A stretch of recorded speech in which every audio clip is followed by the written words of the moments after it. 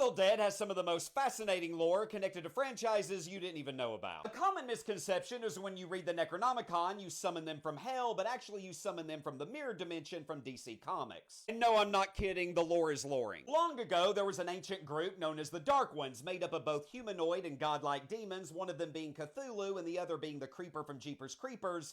But I assure you, none of you are ready for that conversation. They're responsible for writing the Necronomicon Ex Mortis and summoning an ancient spirit known as Kandarian the Destroyer, aka the Watcher in the Woods. Every time you see that iconic POV shot in the movies, you are looking through the POV of the Kandarian spirit. Kandarian is responsible for unleashing Deadites onto the world that were meant to be as slaves to the Dark Ones. Legend has it the Deadites and the Dark Ones were both banished to the mirror dimension long ago by the Chosen One. So whenever one reads from the Necronomicon, you're either knowingly or unknowingly reopening the portal back to the mirror dimension, allowing Deadites and the Kandarian spirit back into our world. And because there's 3 different Necronomicons, depending on which one you read from, it dictates the form that Kandarian takes on. After the events of Army of Darkness, the 3 Necronomicons got separated. One wound up in a cabin in Tennessee, another wound up in a cabin in Michigan, and the other one wound up underneath an apartment building in LA. A lot of people still mistakenly refer to the Evil Dead 2013 as a remake, but the creators have clarified that it is very much a continuation of the story, which to me personally was always obvious because Ash shows up in an after credits scene at the end of that movie. No matter which version of the Necronomicon you read from, the Deadites all appear the same. They are a parasitic demon that can possess both the living and the dead. They're always trying to find a way to climb back into our dimension, and you might be asking yourself, well, why don't we just destroy the Necronomicons to keep that from happening? You can't, because they're bound by magic. You can only temporarily banish them, but they will inevitably always resurface. Which is really cool when you think about it, because that means the Evil Dead franchise is a horror franchise that could seemingly go on forever.